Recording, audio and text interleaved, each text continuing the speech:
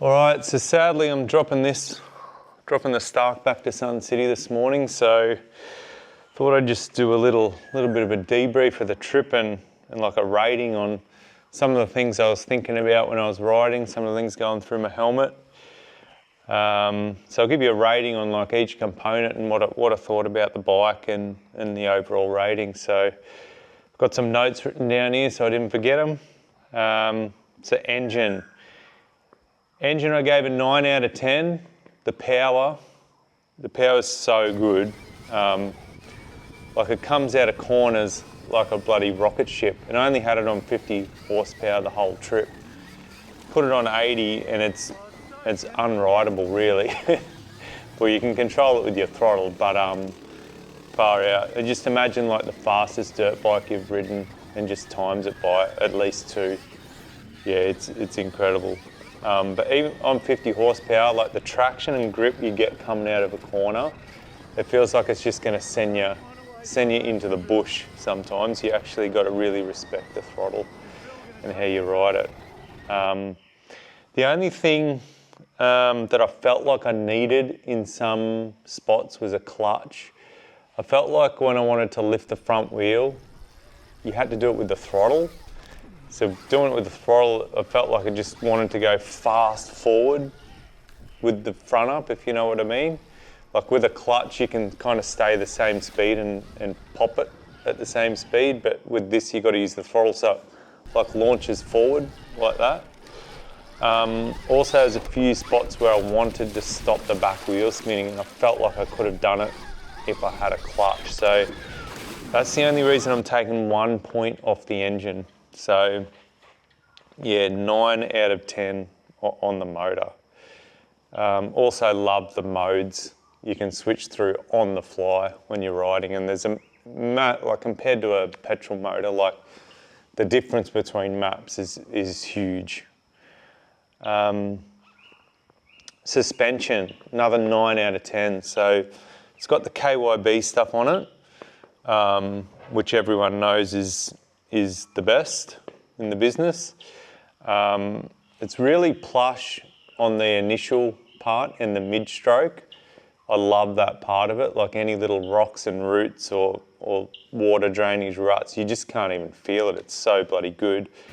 But I just felt like that last third just didn't ramp up at all. And I kept bottoming the shock out in particular. The forks seem to have held up okay, but in particular that kept bottoming out over the trip. I'm guessing it's more designed for like slower technical single trail stuff.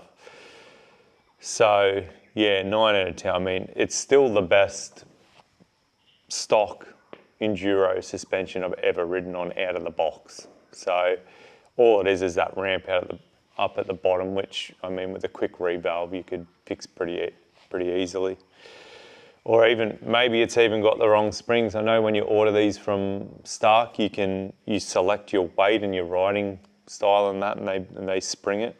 I don't know if they valve it, but maybe they just spring it, I'm not sure.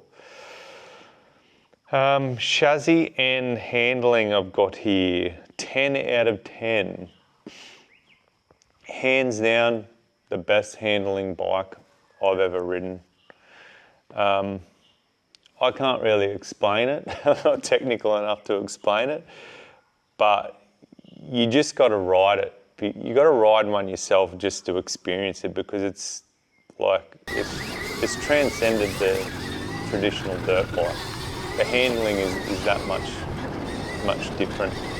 I don't know if it's just the electric motor that changes the dynamics of the bike, or if it's the whole chassis, suspension and everything they've worked out too, but probably a combination of both. But what I've noticed more than anything is this bike just stays completely level and flat the whole time, and I've never really noticed before how much a petrol bike, even when the suspension's set up properly, how much they do that, how much the engine pushes and pulls, dives and squats, and tries to like twist the chassis and the rear shock. When you don't have that and you ride on one of these, you don't realise how much a petrol bike upsets the whole balance of the chassis and suspension. So I think a lot of it's to do with the electric motor, the handling. But I reckon that Stark, if you're listening, Stark, should put a petrol motor in one of these and see how it goes. Because I reckon like a 300 TBI would be pretty the closest thing to an electric motor in terms of how the characteristics of it. So if you're listening, Stark, do that, please. What else have I got here? Yeah, just to finish off on the handling. Yeah, just amazing. I'm nowhere near a good enough rider to push it as fast as it can go through a corner. And the way it comes out of a corner is just a whole different level to a petrol bike. Like not shifting gears and just holding it on, feet on the pegs because you've got no foot controls, and it just launches out of the corner faster than what you can handle. You've got to really respect it because they are easy to ride, but you've got to respect that throttle because it will launch you off. The ergonomics, perfect. Didn't even need to get used to it, didn't adjust anything, just sat on it and rode it, and everything was where I wanted it. I think it's pretty, like foot peg to bar and all that stuff is pretty bloody similar to a KTM. Brakes, they're the same as a KTM. Brembo, the best. So it's does have the rear brake up here, which I talk about in my video a lot. At the start, it was hard to get used to. I find you have to give it a lot more pull. I guess your foot's got a lot more power, but you have to pull that, and therefore I didn't get quite as much feel as my foot. But once I got used to it, I feel like I can't live without it now. I feel like it's so much better being able to just leave your right toe on the peg all the time. The quality of the bike, like, it's just another level again to all the other bikes. All the components like billet, CNC machine, like triple clamps, in those foot pegs, the chain adjusters, got millimeter adjustments on them, and there's a screw in the back that clicks as you adjust them. So, you know, you normally adjust the chain on your bike and you like look at one side, then you look at the other, and you do that about 50 times, and you still don't know if they're right on both sides. It's impossible to get it wrong on both sides. It's so easy to do. And I don't know why it's taken so long to invent such a simple thing that helps so much. So good on you, Stark, for that. Yeah, I mean, the quality's great. It's got this carbon fibre cowl in here. Everything's finished so well on it. Even this, like the quality of how this clicks in is all, you know, billet aluminium. Same with this control. What's next? Maintenance, 10 out of 10, my favourite part. There's no better way to ruin a good ride than coming home and doing your air filter and your oil and all that stuff. All you gotta do is wash this. That's all we've done to it. We've done the Cape trip, come back and just washed it. Haven't done anything else. Hard to wrap your head around. Like even when we were at camp, all the KTMs were, you know, were ripping the filter skins off the filters. This, nothing, we just adjusted the chain because I got this crappy light race chain on it that needed adjusting all the time. Other than that, nothing to do. What's next? The big one, battery range. I can't really score this one because there's nothing really to compare it to, and it's really unfair to compare this to a petrol engine range. I will say this though, on hard pack, if you're being pretty gentle on the throttle, and you can still be pretty fast being gentle on the throttle on hard pack because you can get your roll speed right up with a little bit of throttle and no regen. So we're getting over 100 Ks doing that. You can still be pretty quick, like I said. But on sand, like if you wanted to ride it fast and open the throttle up, you can empty that battery as fast as you want to empty it. You'd empty it in 30 Ks easily. So I wish there was a better technology out there to solve that issue. I don't know what's coming next or what Stark are doing. I would be happy if it was a bit heavier and the battery was a bit bigger, because it feels so light at the moment. It'd be good if they developed more of an adventure style version with a bigger battery, which I'm sure they're doing, surely, because this could afford to be way heavier than what it is and a way bigger battery. And if you could get the range up to 200 Ks, it would be starting to fall into that practical territory of being able to take it on proper rides, where you could stop overnight and charge.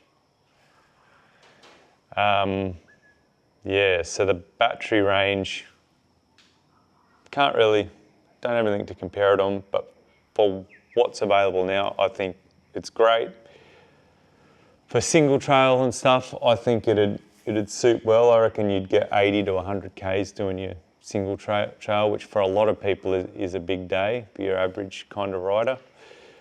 And you got to remember, this isn't designed for doing adventure riding, and I'm sure Stark have got something coming. I don't know if they do, that's not inside information, but I reckon they've got something coming. What went wrong? The only thing that went wrong was there's a little billet aluminium cover on this charge port. Watch your head, mate. Shit. Oi. Holy! You're breaking everything. What have you done? I don't know. Oh, you broke the clip off. Oh, there's a switch there. I don't know what I'm doing. He's broken it. No, I didn't. It just pops out. Everything. Look at the quality on that. Oh. So well machined. You're fine, mate. She's made it nearly all the way to Cape York, but Corey's broken it.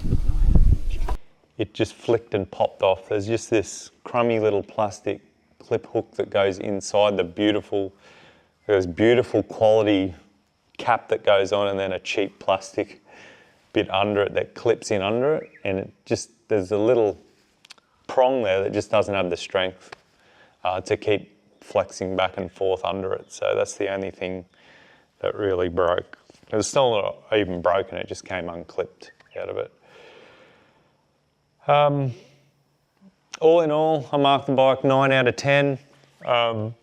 It's just incredible what Stark have done. I mean, they've actually transcended the dirt bike. It's a whole nother level what they've done. I mean, whoever made this, like all the engineers and everyone that designed this bike, should be so bloody proud of what they've done. I mean, it's just incredible. I mean, people online, bag them and stuff, but every single person that's ridden one gets off and is just blown away by this thing. So if you got negative views on them, which I did at one point, just bloody ride one and it'll completely change your mind. So yeah, once again, massive thanks to Sun City Yamaha for letting us ride it. About to drop it back off, and yeah, it's been awesome. I'll probably get one, I reckon, to join the big orange dogs over here. So, all right, thanks guys.